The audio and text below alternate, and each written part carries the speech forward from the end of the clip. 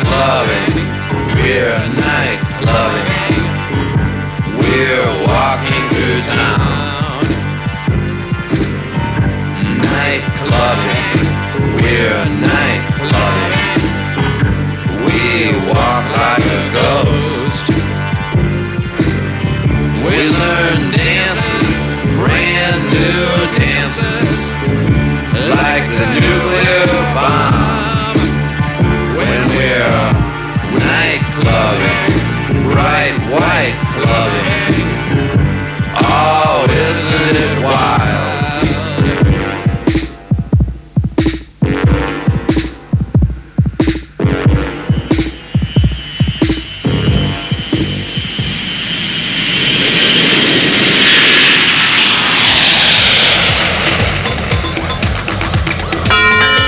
Embarquement immédiat, now boarding, embarco immediato. Voici Lunettes Noires pour Nuit Blanche. Le top show programmé tellement tard le samedi soir qu'il finira par être diffusé le dimanche matin à la place de la messe. Vous verrez. En couverture du NME et de Lunettes la même semaine, Simple Minds, exclut Malulu. House Couture, Gauthier interview Jean-Paul. Génial, génial, génial. Anti-portrait chinois, Navarre, la bagarre arrange le portrait de la rive gauche. Alta, tout stop, basta, c'est le titre de Sam Brown énormément. Esthétique, helvétique et synthétique, Yellow Malulu. Mike et Mossman, reprise du Gabi de Bachung, à vos souhaits, mesdames, messieurs. Les Lahaye, plus nous deux que deux, c'est impossible, Star by Star. 100% pur sang spécial zapping. Allumez les warnings, façonne les seatbelts. Pour en finir avec les 80, rouge le carton, garantit le baston. Night clubbing, Sylvain Bergère. Cette semaine, la capitale est un carnaval. Dana le cartooniste contre Marjorin le bédéiste. Faut te faire un dessin, Lucien. Laurence Trey veut-elle être le slip de Chirac, Barre ou Giscard?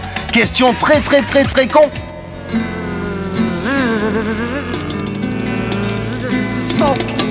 Hey, vous me reconnaissez?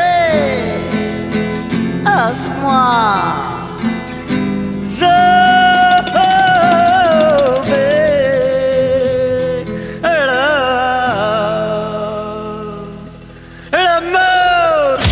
Voici donc Lunettes Noires, le magazine qui vous venge de la télévision. Et ça commence avec The Bill la mouche. Les négresses, c'est The plateau de la semaine. Après Lunettes, la France sera mûre pour les négresses vertes. On m'appelle Zambé, ou c'est moi la mouche. C'est pas tant crédible, car on me trouve louche. C'est qu'il les abîme en ouvrant la poche. Sous de gens les faibles, des gobeurs de moche. Et hop dans le nuit, je fonds dans la gaussière, je ressens pas les tournées. Hop dans le nuit, je fonds dans la gaussière.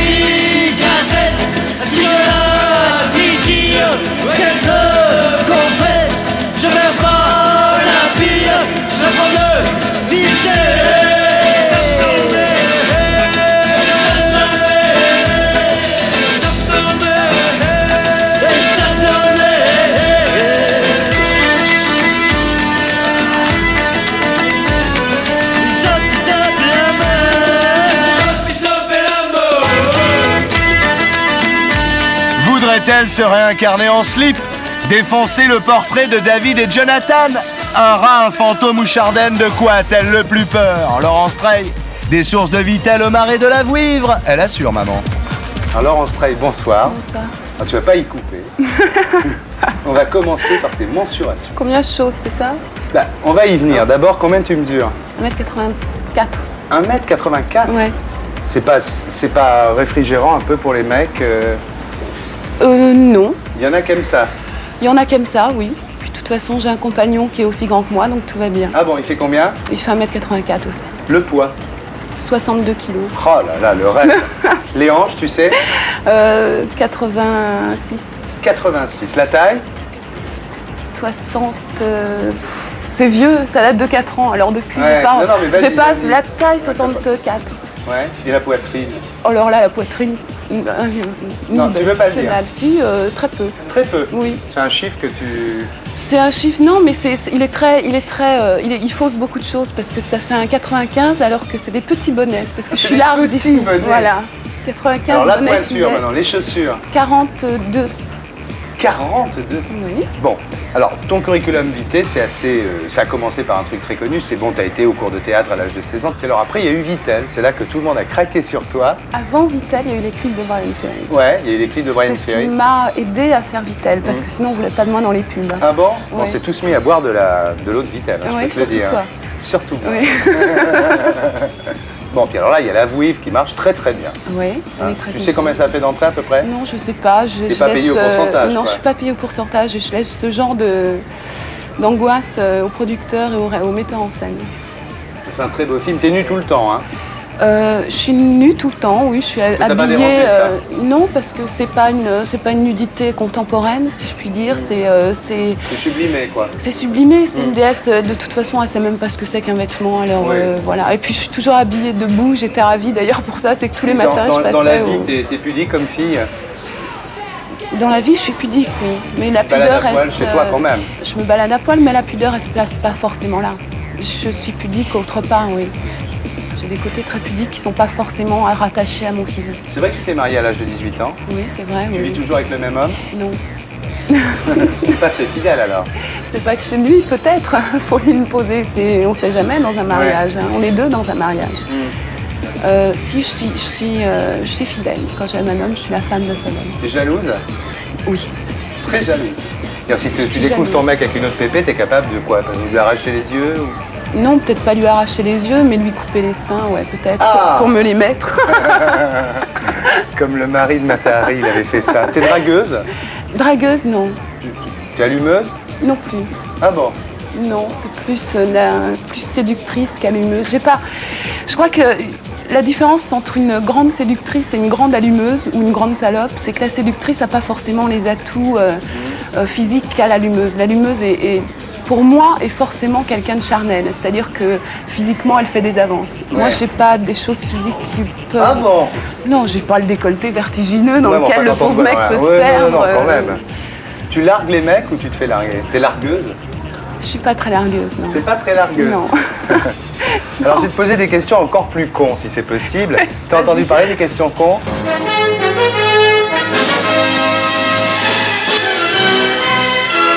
Quel est pour toi le mot d'amour le plus con? Est-ce que c'est merci, encore, plus vite ou oui, oui? Le mot d'amour le plus con, Ouais, pour toi. plus vite. Plus vite, ça, un mec qui te dit plus vite, il a aucune chance, il est Il n'a grillé aucune avec toi. chance, non, parce que j'aime bien que les choses se fassent... À ton rythme. Non, dans un rythme pas forcément rapide. J'aime bien que les choses se fassent lentement. Maintenant, on est prévenu. Voilà. Alors, imagine maintenant, c'est des questions cons, hein, c'est un Oui. jeu.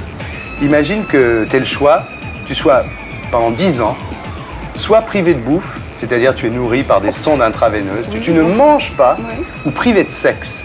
C'est-à-dire que tu as les mains attachées au lit, tu Ouais. ne peux rien te faire, même à toi-même. Qu'est-ce que tu choisis? Pas bouffer, ça me gêne pas. J'ai pas un Ah bon. appétit énorme, bien que j'aime bien la bouffe, la bonne bouffe, mais j'ai pas un très gros appétit. Et puis, pas de sexe, ça me dérange pas parce que moi, j'ai d'autres palliatifs. Donc, Tu as les mains attachées au lit, on est bien d'accord. oui, oui, oui. Bon, d'accord. Bon, Du bah, écoute, moment c'est comme ça. que j'ai toujours mes yeux pour voir. Bon. Ah d'accord, tu es contemplatrice plutôt. Peut-être, ouais. Ah, pour pas dire voyeuse. Alors imagine un soir, tu rentres tard le soir, Oui, tu te fais agresser, oui. ça peut arriver. Est-ce que tu aurais plus peur de te faire agresser par David et Jonathan? C'est terrible, c'est terrible. Licence 4 ou début de soirée? Attends, Je t'avais averti, c'est des questions très cons, alors. Alors attends, David et Jonathan. David et Jonathan, licence 4. Oui, mais attends, David et Jonathan, ils sont 2. Licence 4, ils sont combien? Ils sont 4 moins ou moins 4, oui. Début de soirée, ils sont 2 aussi. Ils sont 2 aussi. Ouais. Écoute, par David et Jonathan, à la limite, je préfère parce que je pense que je pourrais user de ruse et de tu vois, je crois que je choisis les plus les moins rusés, quoi. Les moins rusés. Oui, je pourrais les alors, avoir ça fait moi plaisir. plus facilement. Oui. Alors maintenant, bon, ils t'ont enfermé dans une cave de HLM, c'est un jeu. Oui. Ta punition préférée, ça serait l'oreille pincée, la joue mordue ou la fesse piquée? C'est David et Jonathan toujours C'est qui me font toujours ça. David et Jonathan qui officient. Alors, ils me passent. Ils te pincent l'oreille, Oui. ils te mordent la joue, ils te piquent la fesse.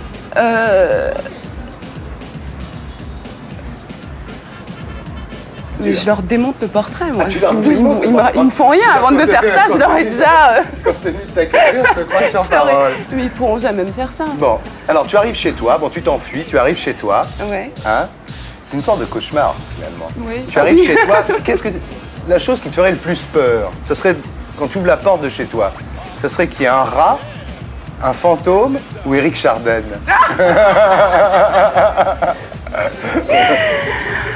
Je sais pas si tu as vu Bah, Éric ce qui me Chardin ferait le plus récemment, peur, mais oui, ce qui me ferait le plus peur, c'est pas un rat. On c'est va pas le procéder rat. par élimination. Bon, C'est ça pas va le se rat. jouer entre Éric Chardin et le Parce que j'ai fantôme. pas peur des rats. Ouais. Je trouve ça mignon. Ouais. Le fantôme, je crois que ça m'exciterait beaucoup d'avoir un fantôme chez moi. Je crois que j'aurais plus peur par Éric Chardin parce que vraiment, je me demanderais ce qu'il fout chez moi. Vraiment. Alors maintenant, tu vois Éric Chardin en rentrant chez toi, hein, tu es morte de peur, ça te tue. Mort de rire Tu es surtout. morte de rire. Mais imagine, tu es morte de peur ou de rire. Oui. Tu te réincarnes. Tu crois à la réincarnation? J'essaye. Bon, alors tu te réincarnes, mais dans un objet absolument ridicule. Hein. Tu te réincarnes en slip. Tu préfères être réincarné dans le slip de Barre, de Chirac ou de Giscard? De toute façon, ils doivent pas prendre beaucoup de place. Tu penses que le slip serait tranquille? Ouais, le slip serait peinard, ouais. Ils toucheraient pas aux parties. Après Niagara, Mitsuko, Stone et Chardin, un nouveau Star by Star d'enfer, le paradis de Jean-Luc et Aurélie. Alors imagine que tu ne sois pas ma femme et que tu entendes mon dernier 30 cm en vol. Tu penses quoi?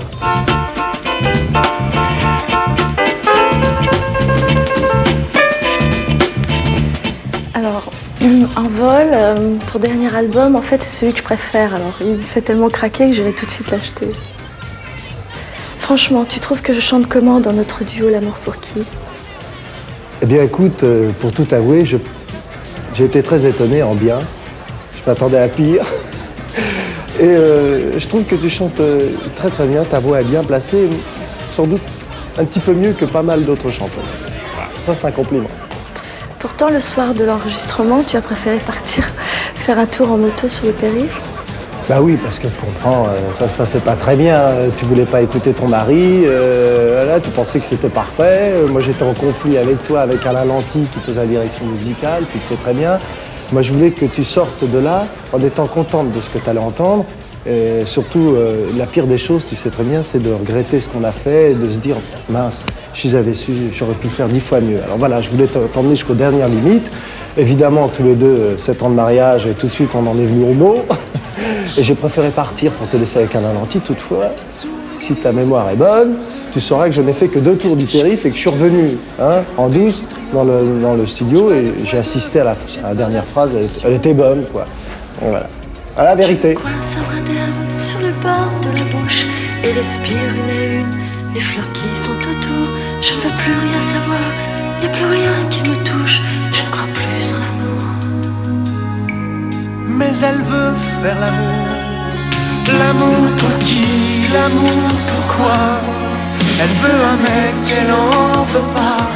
Elle en veut un qui dure tout le temps. Et puis d'autres de temps en temps. Elle en veut un qui rentre à l'heure, un qui vient viennent la faire danser, un qui l'engueule et un qui pleure, l'autre n'est pas encore entré. Tu crois qu'on va finir comme Stone et Charlotte? Écoute, non, parce que je suis sûre qu'on a un autre avenir. Ça te manque de ne plus être entraînée le vendredi à 20h30? Les 6 premiers mois, oui. Ensuite, on oublie un petit peu, quoi. Enfin, c'est une maladie un petit peu inguérissable, la télé, c'est vrai. Le port du casque est obligatoire aussi, tu sais. C'est un métier au risque. Il y a même des primes de risque qui tombent jamais. Ça m'a manqué, c'est vrai. J'y pense quelquefois. Pas spécialement vendredi, mais il y a un petit manque au départ, c'est vrai. Est-ce que tu penses que ça t'a aidé ou ça a desservi ta carrière d'être sur TF1? Non, je crois que ça fait partie de ma carrière. Au contraire, c'est une expérience privilégiée. C'était quand même quelque chose de rare qu'un artiste se voit confier un horaire aussi important pendant une année.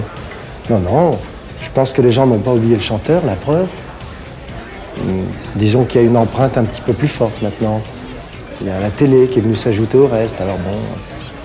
J'avais peur au départ d'un déport d'image, tu le sais, et puis finalement, je crois que les gens, lorsqu'ils aiment bien quelqu'un, le suivent. Puis je crois que ça a rendu service à des gens, ma foi. Dans une balance imaginaire, le pour pèse très très lourd, et je crois que si c'était à refaire, je le referais vraiment. Pourquoi t'es avec moi? Réponds. Parce que t'es unique. Qu'est-ce qui t'énerve le plus chez moi? Ce qui m'énerve le plus chez toi, je crois que ce sont tes colères qui me font terriblement peur. Tu ferais quoi si je te quittais? Avec ou sans les enfants? Avec. Avec? Avec. Mais tu me quitterais pas. Et toi, tu ferais quoi si je te quittais? J'attendrais que tu reviennes. Est-ce que tu penses qu'on vieillira ensemble? On vieillira jamais. Tu m'aimes? Je t'adore. Lunettes noires, vous qui pouvez transformer le jour en soir. Voilez-moi ce soleil. Lunettes noires de la semaine, Paolo Calia dans les chiottes du palace comme par hasard. Annie la barmaid, c'est le grand retour des grosses. Brice Lalonde, depuis qu'il est secrétaire d'État à l'environnement, il fait beau l'hiver. Evika et Véronique, danseuses au Moulin Rouge, pas Véronique et Davina, bande de nazes. Zé le clochard, ça faisait 5 ans qu'il essayait de rentrer au palace, c'est fait, happy birthday. Sam Brown, son premier album, titre tube Stop, bientôt au top. Moi personnellement, Sam Brown énormément. All that I have is all that you've given me. Did you never worry that I come to depend on you?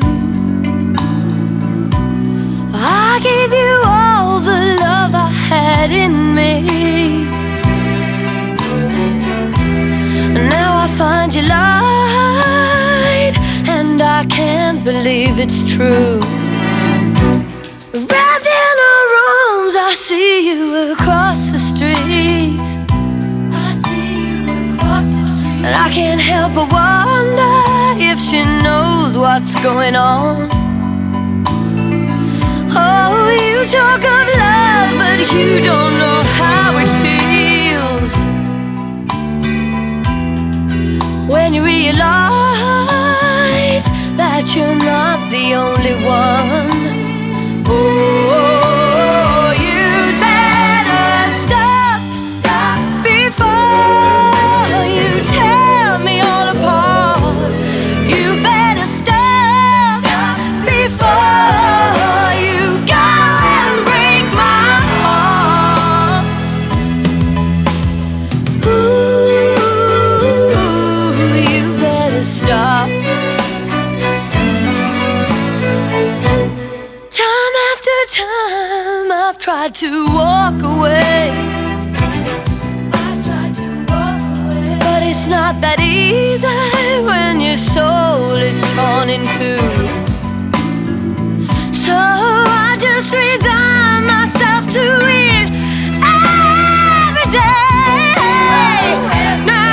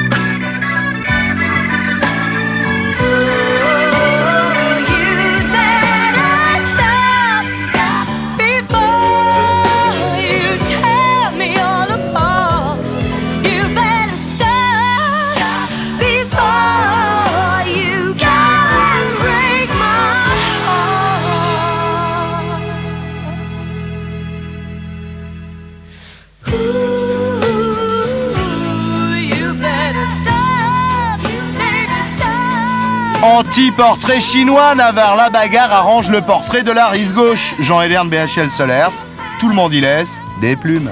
Yves Navarre, bonsoir. Tu vas bien là? Moi, je vais très bien. La maladie est toujours très présente dans ton œuvre parce que je me souviens des Loukoum, il y avait un dénommé Raski qui était victime de Dame Sifi, comme tu disais à l'époque. Ensuite, il y a eu cette histoire du sida où dans un bouquin, on a écrit que ça s'appelait La route du sida. On a dit Yves Navarre a le sida. Alors, toi, tu as dit, mais attendez, c'est pas vrai, j'ai pas le sida. Et tu as obtenu d'ailleurs qu'on coupe les pages. Non, j'ai obtenu simplement qu'on retire le livre de la vente. C'est Oui. tout. J'étais PD. Oui. J'avais eu une congestion cérébrale. PD, congestion cérébrale, sida. Oui. Je le sais, puisque les premiers à le croire, c'était ma famille. Oui. Puisque je ne les ai pas vus. Oui. Je ne les ai pas vus parce que j'avais le sida. Le PD socialiste de la famille avait le sida. Donc on n'allait pas le voir. Et curieusement, comme j'ai compris, ils sont quand même venus une fois chacun, mes deux frères, et j'ai compris que ils n'avaient pas envie que je vive, ils avaient envie que je meure. Parce que la cupidité, ça existe en France. Bon. Et ça m'a donné terriblement envie de vivre. C'est comme ça que je m'en suis sorti. Et d'écrire. Et d'écrire. En général, on me dit quel est votre meilleur roman? Question idiote, on ne dit pas à une mère de famille quel est le plus beau de vos enfants. Bon. Alors parle-nous du Alors dernier. je réponds, c'est celui que je vais écrire. Bah, parle-nous de celui Eh bien, que pour tu la as fait. première fois, je dis c'est celui que je viens d'écrire. Ah, voilà. Alors c'est l'hôtel Styx, c'est chez Albin Michel. Alors raconte-nous, parce que l'hôtel Styx, c'est quand même un hôtel. Le nom, comme ça, Styx, ça fait partie des noms qui, à la fois, on peut très bien les trouver d'ailleurs sur une façade de cinéma. Oui, Hein il y a eu un cinéma qui s'appelle le Styx. Bien sûr, oui. tout à fait. Et puis on peut aussi, la mythologie grecque. Raconte-nous un peu cet hôtel Styx dont on ne revient pas. L'hôtel Styx, c'est un hôtel où on entre et on est sûr qu'on n'en sort pas en douceur, on ne sait pas quand et on ne sait pas comment. Et je n'ai pas pris un échantillon représentatif de la population française pour écrire mon roman, comme aurait pu le faire quelqu'un qui écrirait un roman de marketing. Je l'ai écrit sans m'en rendre compte. D'abord, un roman, on ne décide pas de l'écrire.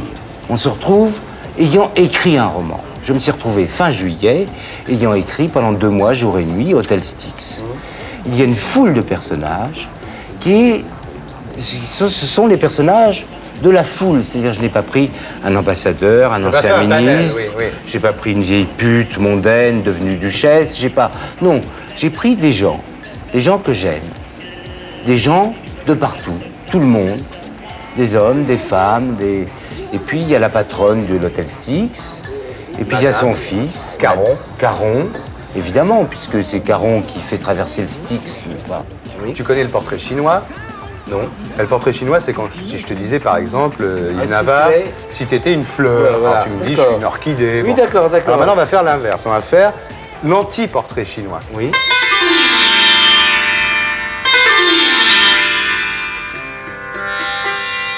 Si tu étais un défaut, tu serais quel défaut? Mangeur de gâteaux, Et si tu étais une injure? charognard, Si tu étais une maladie? isolement, Si tu étais un insecte? je serais une mouche. Pourquoi? Parce que les mouches m'empêchaient de travailler quand j'écrivais. Ouais.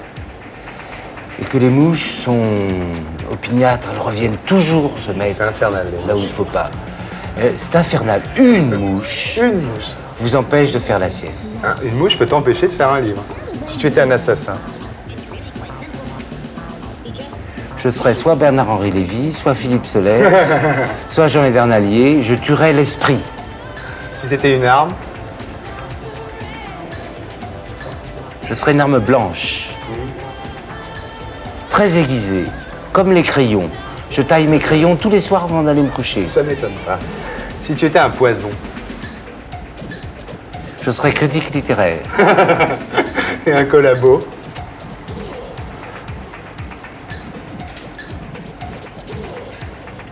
Je serais français. Tu vois qu'il est bien ce jeu. Et si tu étais un supplice, tu serais quel supplice, Yves? Je serais directeur de rubrique littéraire dans un grand magasin. Et si tu étais un accident pour finir? Je continuerai à écrire. Quand on débarque à Paris sans un radis, la seule chose à faire pour un blackie, c'est de la zik. Ce qui va encore plus vite, c'est de faire une reprise. Mikey a choisi Gabi, Bergman ou Mossman. À vous de juger, camarades.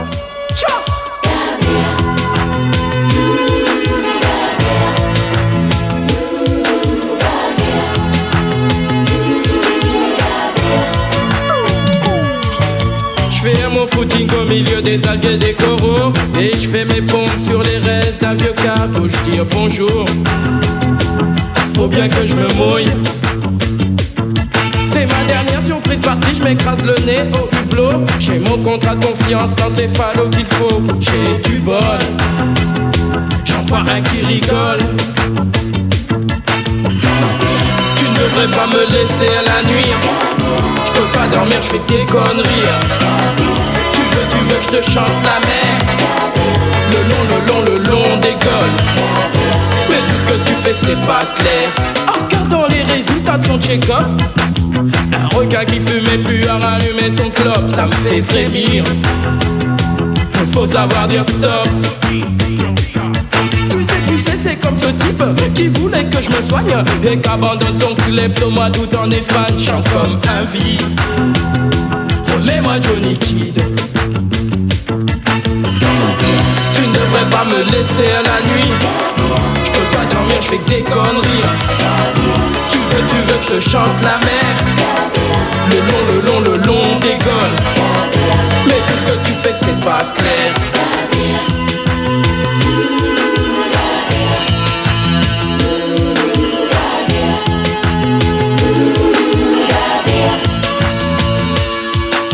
Gabi, je t'ai déjà dit que t'es bien plus belle que Morissette, qu'est belle comme un pétard qui attend plus qu'une allumette. Ça me fait craquer.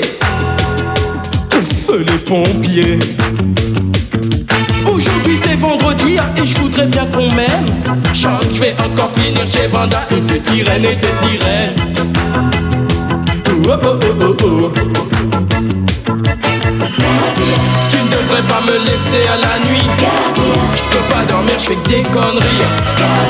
Tu veux que je te chante la mer, le long des golfs. Mais tout ce que tu fais c'est pas clair.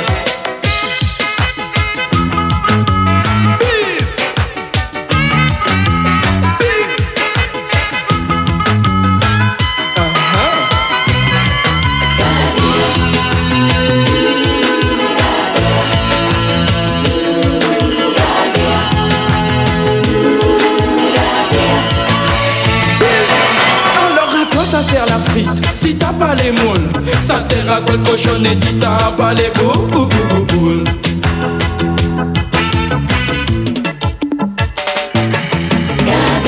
Tu ne devrais pas me laisser à la nuit. Tu ne devrais pas me laisser à la nuit. Je peux pas dormir, je fais des conneries. Tu ne devrais pas me laisser à la nuit.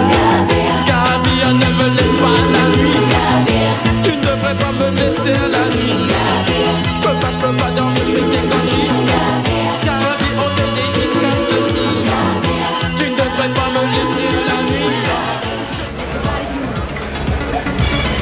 Gabi oh Gabi, c'était Mikey. Go on Malulu. Maintenant Jean-Paul Gaultier à l'auto-interview. Je te plairais si tu me rencontrais.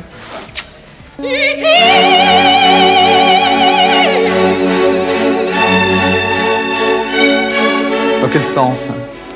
Dans le sens sexuel, sexuellement pardon. Non, t'es pas assez musclé.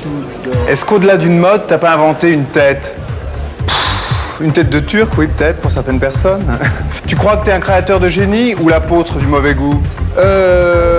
Bon, plus facilement, je dirais peut-être apôtre du mauvais goût, mais encore, je sais pas très bien ce que c'est que le mauvais goût et le bon goût. Bon, créateur de génie, là, je dois dire que je crois pas. Je crois pas qu'il y ait de génie. Je crois qu'il y a beaucoup de travail, surtout ça. Je suis très fatigué d'ailleurs par ce travail. Non, je l'aime toujours autant, mais enfin, ça me fatigue, physiquement. Donc, créateur de génie, je sais pas ce que c'est non plus vraiment que la création, en fin de compte. Est-ce que tu ne serais pas le premier couturier de l'ère de la télévision? Je sais pas si je suis le premier, mais en tous les cas, c'est sûr que je le suis, enfin que je le suis, en tous les cas, de l'ère de la télévision.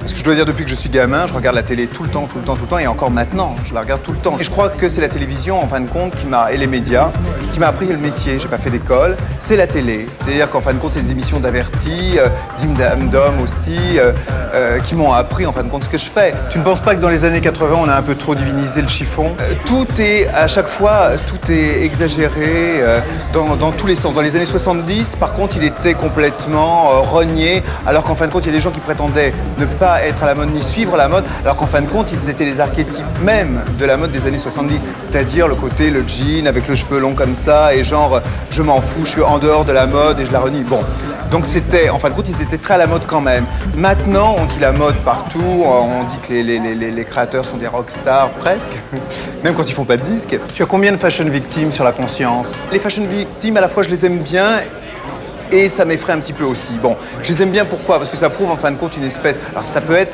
parce qu'elle aime beaucoup ce que je fais. Alors dans ces cas-là, c'est flatteur, et j'aime bien, évidemment. Par contre, si la fashion victime, c'est simplement parce qu'un nom qu'on doit porter à tout prix, parce que c'est le moment de le porter et tout ça, ça je déteste. Ça t'arrive souvent de porter une de tes jupes pour homme? Oui, je suis tombé une fois dans un escalier d'ailleurs, je me suis pris les pieds dedans. Après j'ai essayé la chaps. Bon ben la chaps, si tu veux, comme il y a des ouvertures, c'est un petit peu plus facile. Donc là j'ai même pu danser avec. Enfin, la jupe pour homme, je l'avais pas fait au départ en pensant que le monde entier, que tous les gens dans la rue porteraient la jupe pour homme. Je l'avais fait surtout, bon, d'une part parce que c'était une envie qui correspondait un peu à certaines personnes que je voyais, et puis à moi aussi, à porter. D'abord, elle était très masculine quand même, cette jupe pour homme. Elle était portée avec un costume, avec une cravate, enfin, oui, 3 pièces carrément. Mais en fin de compte, c'était surtout parce que ça symbolisait en fin de compte le fait qu'il y a plein de garçons qui voulaient être habillés d'une façon un petit peu différente, et pas seulement avec des petits costumes étriqués, auxquels je reviens d'ailleurs dans ma dernière collection. Tu fais 20 milliards de centimes de chiffre d'affaires. Tu fais quoi de tout ce pognon? Ben écoute, alors absolument rien. C'est ça qui est dramatique, c'est que je n'ai aucune imagination pour les dépenser. Alors c'est pas moi qui le dépense, je vais pas dire que j'ai des espèces de sangsues alentour de moi, non c'est pas ça. Non, je crois que tout cet argent-là va dans des projets, dans des choses comme ça. Bon, si tu veux, mes seuls luxes en vérité, parce que j'ai pas de besoin, je pourrais être dans une chambre de bonne, c'est ce que j'ai toujours, et c'est tout à fait vrai. C'est pas que je vais dire, mon Dieu, c'est un apôtre, parce que je trouve pas ça une vertu du tout. J'aime bien des gens qui dépensent, je trouve ça bien aussi. Après tout l'argent, on en fait toujours ici une espèce de complexe d'avoir de l'argent ou de dépenser de l'argent. Je trouve ça bête en fin de compte. Je trouve qu'après tout, l'attitude des Américains est dans un sens beaucoup plus honnête que la nôtre. Bon, donc j'ai pas du tout ce complexe-là. Ce qu'il y a, c'est que j'ai pas d'envie. Quand on me demande même comme cadeau qu'est-ce que je voudrais, c'est pas que j'ai tout, pas du tout, mais j'ai pas vraiment d'envie. En fin de compte, ma plus grande envie, c'était de faire ce métier, je le fais. Tu prépares quoi pour le prochain film de Peter Greenaway avec Richard Bohringer? Eh bien, je prépare tous les costumes, et c'est un sacré boulot. Un sacré boulot. Pourquoi? Parce que M. Greenaway a une idée géniale. C'est de... chaque pièce, il y a une cuisine, ça se passe dans... alors, une cuisine, une salle de restaurant, un jardin, une autre pièce encore. Il y a 4 pièces, chaque fois une couleur différente. Et toutes les personnes du film, à chaque fois qu'ils passent dans la pièce, prennent la couleur de la pièce sur leurs vêtements. C'est-à-dire qu'ils viennent tout blancs quand ils sont dans la cuisine, tout rouge quand ils sont dans la salle de restaurant. Ce qui veut dire que tous les vêtements doivent être multipliés par 4. Tu as déclaré que tu étais saturé par la récupération des grandes causes par le showbiz. C'est bien l'opportunisme aussi, parce que la mode c'est aussi de l'opportunisme. Mais je veux dire, quelquefois, quand c'est vraiment une espèce d'évidence que maintenant il faut trouver ça bien et maintenant il faut s'intéresser à cela, je préfère les gens en fin de compte qui s'y intéressent depuis un moment et qui ne le découvrent pas 20 ans après tout le monde. Un blouson de cuir avec un tutu, c'est déjà du sampling. T'as suivi la même démarche pour ton disque? Exactement, bah, t'as tout compris, c'est tout à fait ça. C'est-à-dire que, je faisais les bandes-son de mes défilés en coupant comme ça et en prenant l'introduction d'un morceau et tout. C'était un petit peu un vol en fin de compte. Et mélangeant quelquefois avec même des bandes-son de films. Et puis, voilà, et puis dans mes shows, ça a toujours été un petit peu quand même comme des spectacles. Ça te fait quoi de savoir que ton disque marchera beaucoup moins bien que tes vêtements? D'abord, c'est pas sûr que ça marche moins bien. Une fois n'est pas couture, voici Night Clubbing, starring le plus beau carnaval de la capitale, celui du Palace.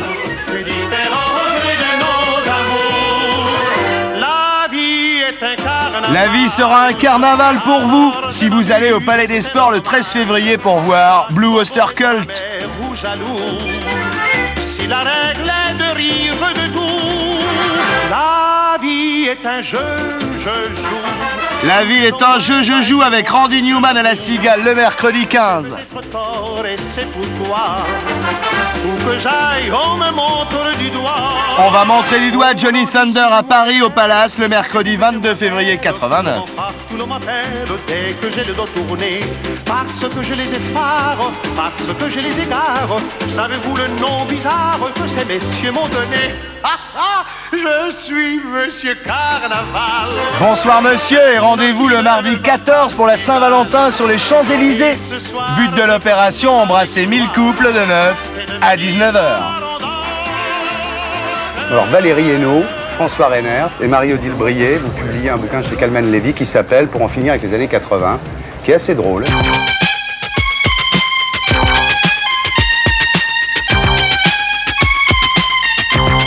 Malgré les méchancetés qui sont dites sur moi. non, mais ça va, c'est drôle. Je me suis marré en le lisant. Alors, ça se passe comment la promotion là, jusqu'à maintenant? Pour l'instant, ça se passe bien. On croise des bois, on touche des fauteuils de Philippe Stark, peut-être pas. Enfin, on touche du bois, ça se passe bien. Ouais. Qu'est-ce qu'ils vous demandent les gens en général?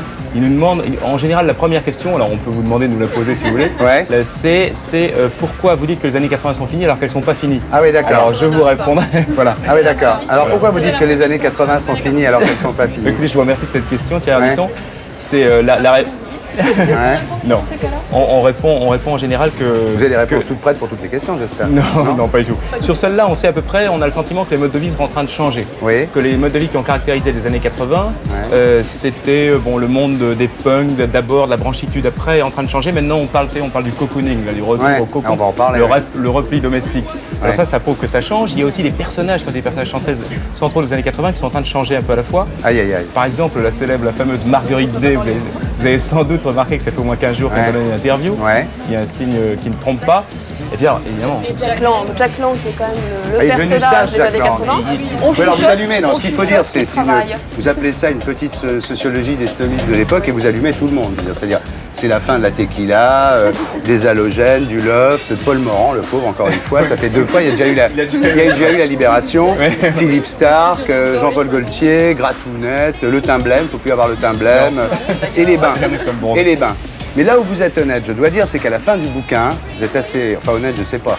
Mais à la fin du bouquin, vous dites quand même tous les trois que les bains, vous en dites du mal, mais que finalement, vous avez toujours été refoulé à l'entrée, que c'est habile, ça. Voilà, ce qui nous permet d'en parler en toute subjectivité. L'alimentation. Alors, les années 80, c'est le saumon cru mariné à la nette, quoi. Là encore, c'est le chichiteux, quoi, on peut dire. C'est-à-dire que, effectivement, on mange... Alors, qu'est-ce qu'on a trouvé d'autre que le saumon cru mariné à la nette? On a 3 rondelles de kiwi sur une assiette octogonale noire. Ah ouais, ça, c'est terrible, ça. Ça, c'est l'archétype des années 80 pour nous. Les effilochés, les aiguillettes, tout ce qui est en mini portion, on n'a rien à manger, mais c'est dans une immense assiette octogonale. Et les plats traditionnels détournés aussi. Il y a le sport aussi, pour vous, la forme. C'est pas tellement la ligne, c'est la forme. C'est-à-dire qu'il faut... Il y a quelque chose de particulier dans les années 80, c'est qu'on s'est mis à faire du sport. Avant, on le regardait à la télé et brusquement, on en fait. C'était une révolution quand même assez importante. Pour les Français, oui. Pour les Français, donc on met plus seulement son short satiné pour regarder le rugby à la télé cet après-midi. Le cinéma là, c'est difficile de voir une tendance ou de voir... Ce qui est les deux piliers du cinéma des années 80, enfin de l'esthétique 80, c'est Benex et Besson.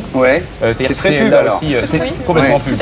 Tout doit être calculé au millimètre. Il faut que la tomate soit rouge comme dans les pubs pour McDonald's. Il faut que le sang qui tombe de l'œil de, comment elle s'appelle, la Betty Blue, Béatrice Dalle, soit aussi rouge que la tomate qui est filmée pour le film McDonald's. C'est vrai que c'est l'esthétique pub. Politiquement, là vous y allez carrément, vous dites, nous on aime bien Mitterrand. Parce que d'abord il va en vacances en France, ensuite il est bien sapé. On lui proposait un loft du Faubourg Saint-Honoré, il a préféré garder son petit appartement rue de Bièvre. Il refuse de parler anglais. Il veut pas parler anglais. Il lit beaucoup. Mitterrand c'est le seul qui utilise les ordinateurs Appleux. Alors je trouve que ça qui dit Appleux, on ne peut qu'aimer quelqu'un qui dit Appleux. C'est le recentrage, je peux pas le dire. Alors les années 90 pour vous, c'est épouvantable, moi je tiens à le dire publiquement. C'est cette histoire de cocooning. En tant que roi de la nuit. Ah non, roi de la nuit je sais pas, mais en tous les cas sûrement pas cocooner. Parce que vous dites que les punks du début des 80, ils sont devenus le cocooner de la fin des 80. Ils sont rentrés à la maison en robe de chambre, en laine des Pyrénées. Qu'est-ce que c'est triste, c'est incroyable, on essaie d'être beau et cocon à la fois. Mais qu'est-ce que c'est cette histoire de cocooning? Tous les magazines féminins nous rabattent les oreilles. On a un peu trop fait dans les années 80 dans le street night clubber, donc il est normal que les gens réagissent et ont vu des choses un peu plus conviviales et un peu moins mondaines. Je pense que c'est ça, et c'est pour ça qu'on en parle beaucoup, on en parle comme réaction. Évidemment, c'est très ennuyeux, et ça va pas rester une tendance très longtemps. Les recettes du pot-au-feu dans le Figaro Madame ou dans Elle, c'est insupportable. insupportable, faut bien le dire. Ça serait plus mesuré quand même. Ah bon Ça se déplaît plus dans le coquille. Ah bon, ça vous plaît le pot-au-feu? Absolument, Oui, oui. tout à fait, oui. Le pot-au feu aux 26 images illustrées, oui, ça nous plaît beaucoup. Moi, je tiens à dire qu'on se marre toujours bien dans les boîtes. Hein. Ah oui, je m'en porte garant et témoin. Tu sais comment on les appelle, les coucouneurs en Amérique, quand même, non? Les coach potatoes. Voilà, les patates de canapé. Oui. Alors, grande question maintenant, mon cher François. Qu'est-ce qu'un branché? Un branché, c'est quelqu'un qui était sérieux sur des choses futiles, qui était prétentieux sur des choses futiles. Profondément superficiel. Qui était profondément superficiel. Voilà, oui. C'est Warhol, quoi. Warhol était branché avant la lettre. Oui, ouais, c'est ça. C'est les gens qui sont dans l'idéologie Warhol. Voilà. Ouais, c'est ça, un branché. Mais alors, est-ce que, finalement, le mot branché, il est peut-être usé. Mais est-ce que c'est pas... Non, c'est pas ça. Aussi, ils ont essayé, câblé, Bléca, c'est nul. C'est nul, ça n'a jamais marché. C'est Mitterrand qui a dit ça, d'ailleurs, hein, avec Mourouzi. Mais est-ce que finalement... Pardon? Quelqu'un avait dû l'influencer. Oui, sûrement. La cellule d'image, la cellule d'image.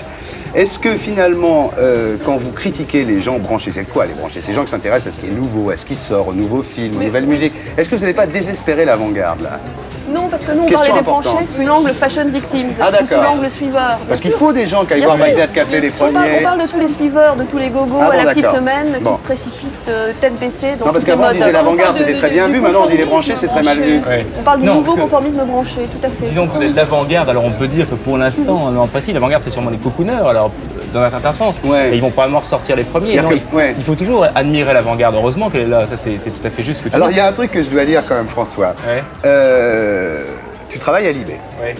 Bon, il n'y a rien contre Libé dans le truc. Hein. Ça s'appelle la reconnaissance du ventre. Ah, il le reconnaît. Yellow, we are very happy to have the both of you here tonight, Boris Blanc and Dieter Miller. So before you were a member of Yellow, you were a truck driver, is it true? That's right, yes. And you were writing music during nighttime, and in daytime you were listening to your music in your truck, and you had many accidents, no? Isn't it? Yeah, the last months I did 3 full crash. The whole car was smashed. Yeah. So the company who I work for tell me now the assurance, or what's the name of? Yeah, insurance. Yeah, Insurance wouldn't pay anymore for those accidents. So And your father was a very rich man. He's a very rich man. He's a banker, no? A very famous and rich banker. I don't know whether he's rich or not. He's well off and he's a banker, yeah, but I don't know. You are not at all involved in rock and roll. You say that a French guy playing rock and roll is like a Japanese guy playing juggling. It's to say you think it's not our culture and you are not into it at all. Yes, I think, we are asked in America or in England, where we do have some success, we are always asked how come that out of Switzerland something like this can happen. And I always say that we are very provincial insofar as we are not trying to copy rock and roll, because these are not our musical roots. And this is why I think, for example, in France, if I may say so, that a lot of music is just not going back to the roots France has musically, but is as a culture imported and just taken over, like when I put on a new jacket, you know? And this is something that's not really deep, because it doesn't come from your roots. It's something that's just put on you like a sticker, and then you play rock and roll. You can be very perfect doing it, but it has no soul. What about your new album called Flag? You say it is the most yellow of our album. What does it mean? Flag is like a motto for you, no? I think it is a very difficult situation for a musician or for everybody who is creating something if suddenly over the last 3-4 years we had more public success. You have this success. It's like if people throw gold at you, and this gold can kill you, you know, in a James Bond way. If you're covered in gold, you don't breathe anymore. You are like Goldfinger. Right, and this album Flag and the title means that we are trying to keep up the identity of the little flag, of our little ideas, opposite the situation where we suddenly have to feel responsible for all the money that we make because we have been successful. So now we will play a little game. It's a kind of interview we do quite often in this program. It's called a Who's Who interview. Who's Who?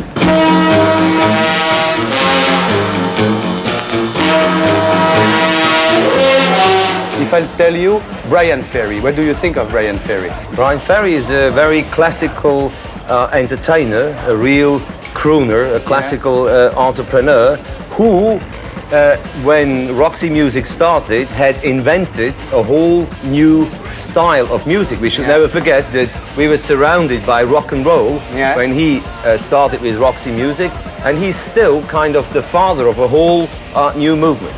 Okay, double.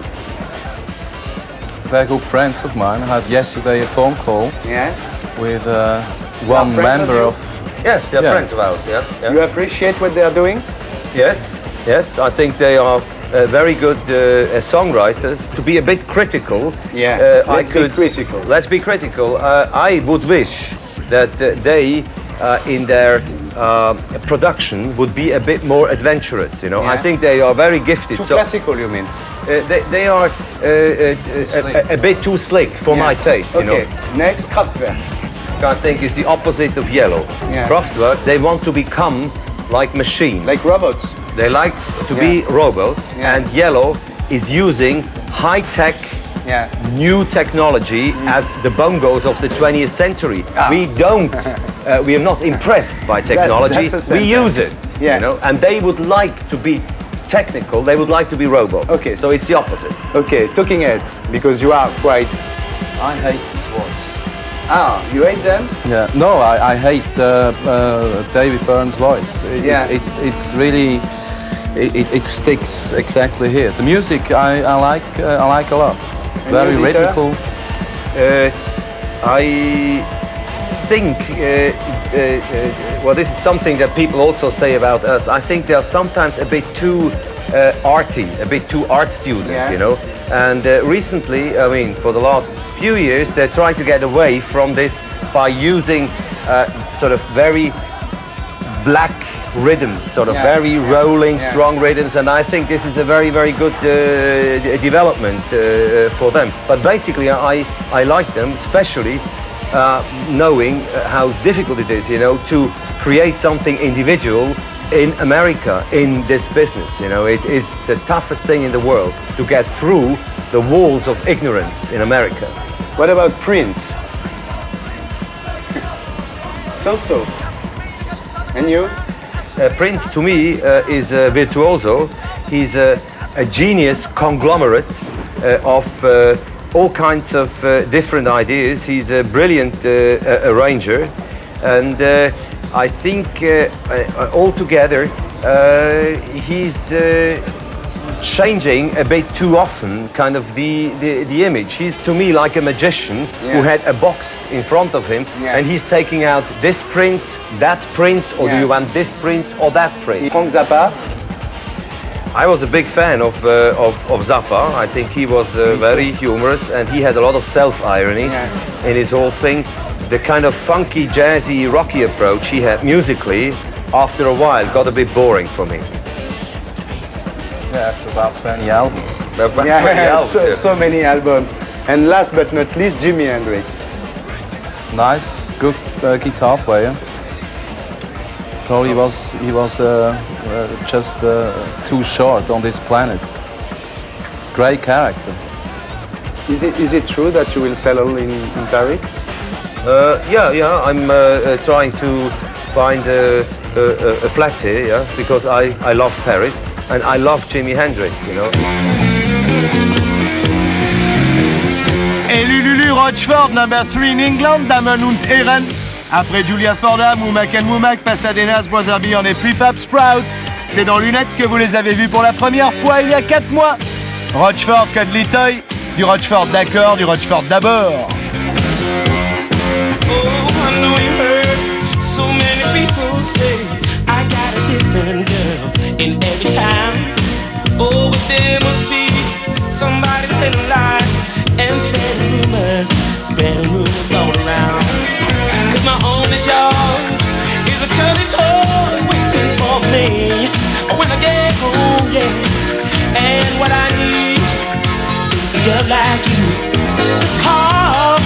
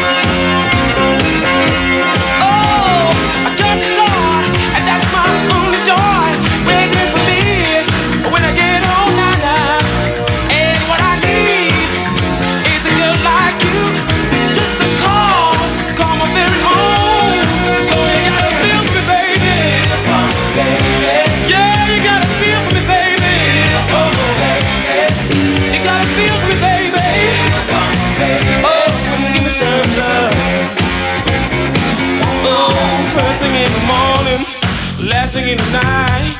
Girl, you gotta love me and treat me so right. You know you gotta feel, come on. I told you once, I told you 3 times. You know you gotta feel, come on, baby. I told you 3 times, I told you 5 times. You know you gotta feel, feel, feel. Come on, baby. Feel the funk, baby. Yeah, you gotta feel me, baby. Feel the funk, baby. You gotta feel me, baby. Baby, come on, give me some love. First thing in the morning, last thing in the night. Girl, you gotta love me, treat me so right. Come on, girl, you gotta Voici Willy Rock, le monsieur cinéma du rock'n'roll avec Philippe Dana. Alors Philippe, tu animais l'année dernière une émission sur M6 C'est exact. qui s'appelait Danarama, qui était très bien. C'est vrai, mais je suis content de l'entendre. Bah oui. Pourquoi il pensait pas ça chez M6? Si, il pensait ça, mais il pensait qu'elle coûtait trop cher et qu'elle faisait pas assez d'audience. Moi, je rétorque qu'elle était programmée à un horaire tellement invraisemblable que de toute façon, elle risquait pas de faire Bah voilà, tu leur as dit ça. Je leur ai dit, mais Bon, il faut leur dire. on est parti en bon terme. Il faut leur dire. Alors maintenant, tu fais 60 sur Europe 1. Ouais. Avec Gérard Jourduy, et puis tu fais sur Canal+ une émission qui s'appelle Ça Cartoon. Ça Cartoon depuis 3 ans. Le dessin animé de qualité. Ah ouais, bah bien sûr, c'est les cartoons américains de la grande époque, donc c'est au moment où Hollywood est à son apogée, et les réalisateurs de cartoons font des trucs formidables. Alors ça nous amène directement à notre ami Franck Margerin. Alors toi tu fais tellement de trucs, on va prendre juste ce que tu viens de faire, parce que tu en as tellement fait. Alors il y a un disque de Dennis Twist, qui est le groupe de rock dans lequel tu joues, qui s'appelle Toutes les larmes du ciel. Il est tout chaud, hein. Écrit par Dodo et Villemain. Donc là, c'est que des BDistes. C'est un slow d'enfer. C'est un slow d'enfer. Et la fête, alors là, tu es responsable. C'est Franck Margerin présente aux Humanoïdes Associés. Alors il y a un tas de dessinateurs. Voilà. Bien chef, quoi, maintenant. Ah, ouais. Mais il a l'étoffe d'un chef. Il a l'étoffe, il a le calme du chef. Dit ma mère souvent. Bon, alors, vous êtes prêts, les enfants? Qui a eu cette idée folle un jour d'inventer l'école? Qui a eu cette idée folle un jour d'inventer? On va commencer avec toi, les homonymes du rock. Ouais. C'est facile, ça. Tu vas me citer 2 Redding. Otis. Ouais.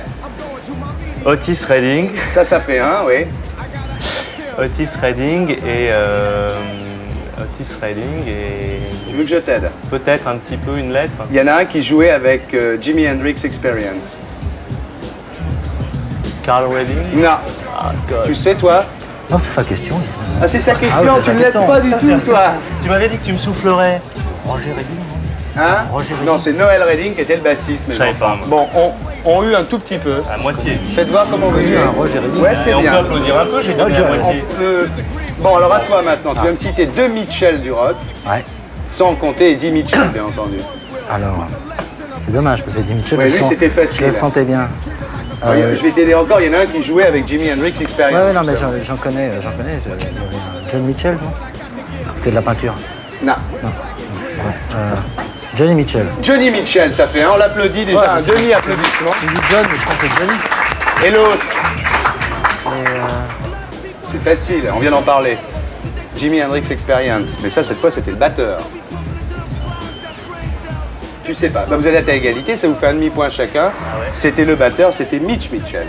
Mitch Mitchell. Moi, je le savais personnellement. Mais... Je confondais avec Mick Michel. Alors maintenant, on va faire les reprises. Do Wadidi, Manfred Mann, 64, ça a été repris sous quel titre est parti? Vous, les copains, je ne vous oublierai jamais. Voilà. Sheila. Sheila, bravo. Alors, vous pouvez l'applaudir.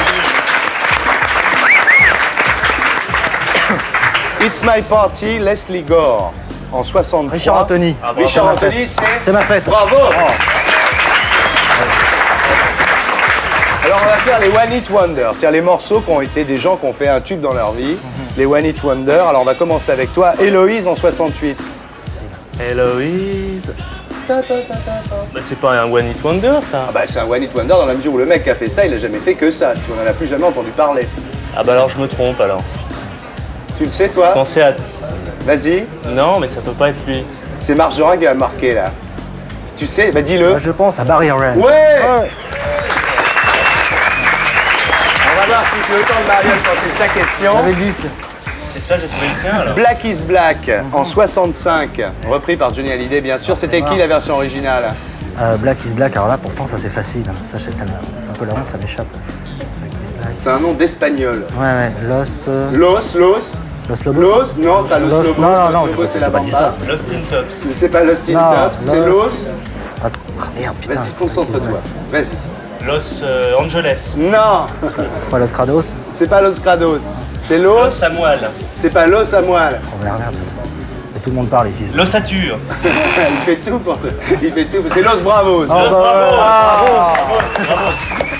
Alors maintenant, on va faire pour le super pactole, on va faire les super groupes. Alors si je te dis un groupe dans lequel il y a Stevie Winwood, Dave Mason, Jim Capaldi et Chris Wood.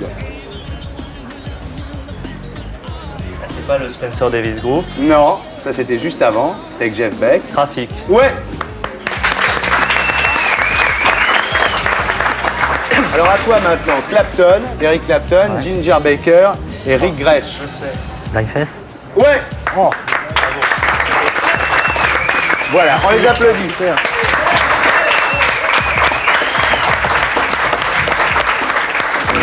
C'est la vie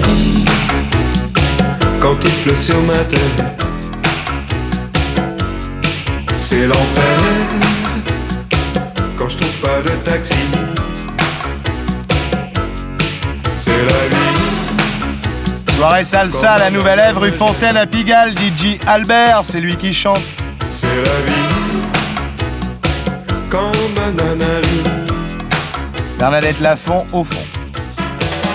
Albert again. Pas toujours le paradis, mais c'est la vie. C'est comme ça, c'est comme si.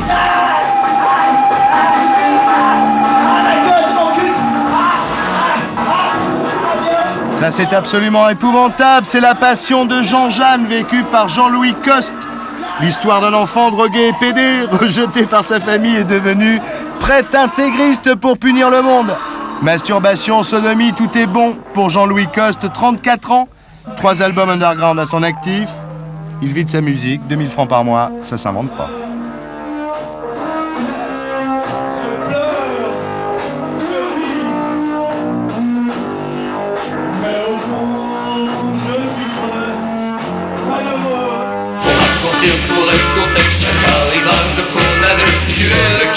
Soirée French Lovers à l'usine éphémère, rue David d'Angers. D'Angers, tous les alternatifs étaient là au concert des French Lovers et même les Négresses Vertes en envoyé spécial. Ce que vous entendez là, c'est Sanson. Premier concert de Escape Club à Paris au Palace le jeudi 16 février 1989 à 20h30 précise, mesdames, messieurs. Savez-vous que 8% des femmes rêvent de faire l'amour dans une baignoire remplie de champagne et qu'elles sont 10% qui rêvent d'assouvir leurs fantasmes avec leur supérieur hiérarchique dans n'importe quelle posture et à n'importe quel endroit? Valérie, au boulot.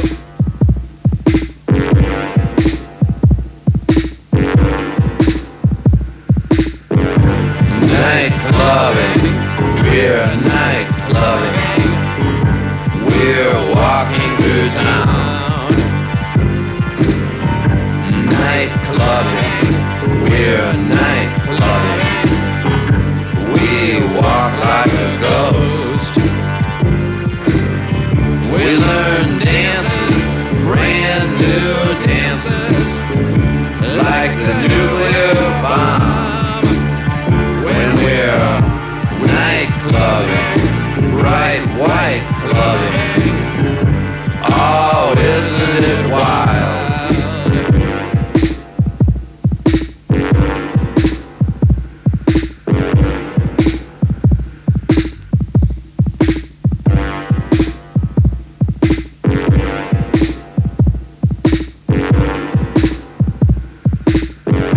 Night clubbing, we're night clubbing, we're walking through town.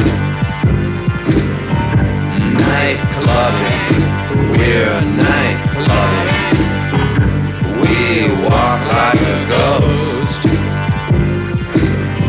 We learn dances, brand new dances, like the nuclear bomb. When we're night clubbing, bright white clubbing,